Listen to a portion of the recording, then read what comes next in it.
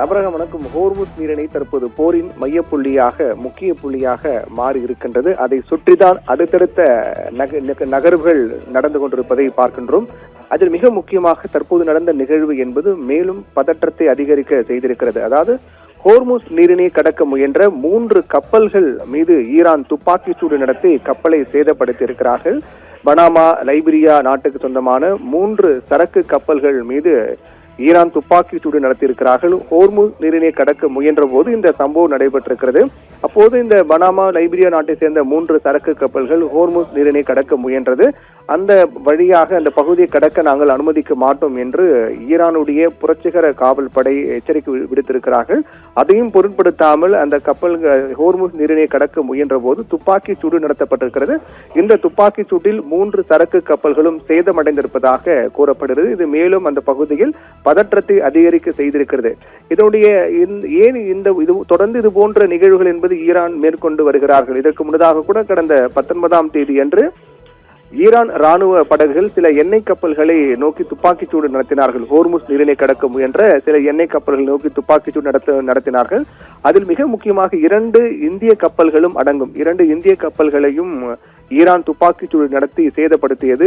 அவை 20 லட்சம் பேரல் கச்சா எண்ணெய் ஏற்றிக்கொண்டு சென்ற கப்பல்.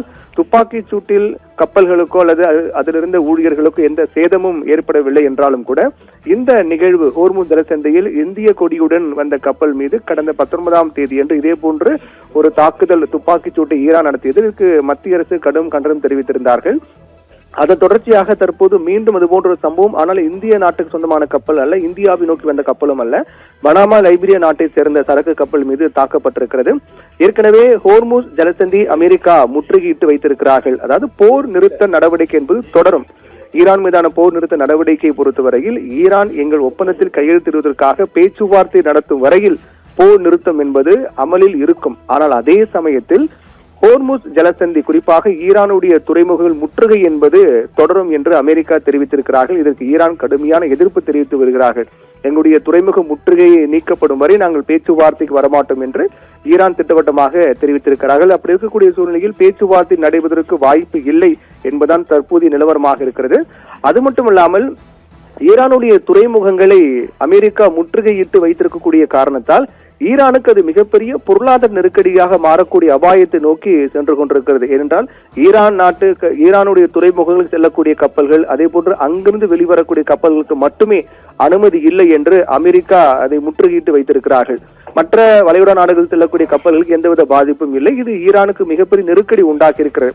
இதற்கு பதிலடியாக ஈரான் தரப்பில் எங்களுடைய துறைமுகங்களை அமெரிக்கா முற்றுகையிட்டு வைத்திருக்கக்கூடிய காரணத்தால் மற்ற எந்த நாட்டு கப்பல்களும் இந்த வழியாக செல்ல நாங்கள் அனுமதிக்க மாட்டோம் என்று தெரிவித்து அதற்கான நடவடிக்கையிலும் அவர்கள் இறங்கியிருக்கிறார்கள். அதாவது எந்த நாட்டு கப்பல்களும் ஈரானுடைய அனுமதி இல்லாமல் ஹோர்முஸ் ஜலசந்தி வழியாக செல்லக்கூடிய மற்ற நாட்டு கப்பல்களை குறிவைத்து ஈரான் சேதப்படுத்தி தாக்கி வருகிறார்கள். இது ஒவ்வொரு அந்த வழியாக செல்லும் கப்பல்களுக்கு ஒரு பாதுகாப்பு இல்லாத ஒரு நிலைதான் காணப்படுகின்றது. அதற்கு காரணம் அமெரிக்கா ஈரான் துறைமுகத்தை முற்றுகையிட்டு வைத்திருக்கிறார்கள். அதற்கு பதிலடியாக எந்த நாட்டு கப்பலும் எங்கள் அனுமதி இல்லாமல் இந்த வழியாக செல்ல நாங்கள் அனுமதிக்க மாட்டோம் என்று ஈரான் தெரிவித்து தொடர்ந்து அந்த பகுதியில் செல்லக்கூடிய கப்பலை குறிவைத்து தாக்கி வருகிறது ஈரான். அதன் ஒரு பகுதியாக தான் கடந்த 19ஆம் தேதி என்று கூட 2 இந்திய கப்பல் மீது தாக்கப்பட்டது. அதற்கு மத்திய அரசு கடுமையான கண்டனம் தெரிவித்தது. அதைத் தொடர்ந்து தற்போது பனாமா, லைபீரியா நாட்டுக்கு சொந்தமான சரக்கு கப்பல் இதே போன்று ஹோர்முஸ் ஜலசந்தி கடக்க முயன்ற போது இந்த வழியாக இந்த ஜலசந்தி கடக்க நாங்கள் அனுமதிக்க மாட்டோம், திரும்பி செல்லுங்கள் என்று எச்சரிக்கை விடுத்திருக்கிறார்கள் ஈரான். அதை பொருட்படுத்தாமல் சென்ற போதுதான் துப்பாக்கி சூடு நடத்தப்பட்டிருக்கிறது. இது கப்பல் சேதமாக இருப்பதாக கூறப்படுகிறது. இது மேலும் அந்த பகுதியில் பதற்றத்தை அதிகரிக்க செய்திருக்கிறது. ஈரானை பொறுத்தவரையில் பேச்சுவார்த்தை என்பது எங்களுடைய துறைமுக முற்றுகையை அமெரிக்கா கைவிட வேண்டும் ஒன்று, மற்றொன்று எங்களுடைய நாட்டு கப்பலை அவர்கள் சிறைபிடித்து வைத்திருக்கிறார்கள், அதை விடுவிக்க வேண்டும் என்று மிக முக்கியமான நிபந்தனைகளை அவர்கள் விடுக்கிறார்கள். ஆனால் அமெரிக்கா ஈரான் துறைமுக முற்றுகை நாங்கள் கைவிட மாட்டோம், பேச்சுவார்த்தைக்கு வரும் வரையில் நாங்கள் தொடர்ந்து முற்றுகையிடுவோம் என்று தெரிவித்திருக்கிறார்கள். இதனால் பேச்சுவார்த்தை நேற்று நடைபெறுவதாக இருந்தது. இந்த காரணத்தால் நேற்று நடைபெறும் பேச்சுவார்த்தை ரத்தாகி இருக்கிறது. மேலும் அமெரிக்கா ஈரானுக்கு இடையிலான தற்காலிக போர் நிறுத்தம் 2 வார கால போர் நிறுத்தம் இன்றுடன் நிறைவடைகிறது.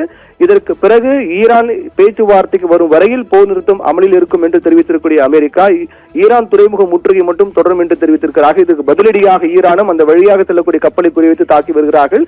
இப்படியாக அமெரிக்காவின் முற்றுகை, ஈரானுடைய பதிலடி தாக்குதல் என்று ஒரு பதற்ற நிலையிலேயே ஹோர்முஸ் ஜலசந்தி மற்றும் அந்த வளைகுடா நாடுகள் மத்தியில் மிக தீவிரமாக காணப்படுகின்றது. ஆபிரகாம்,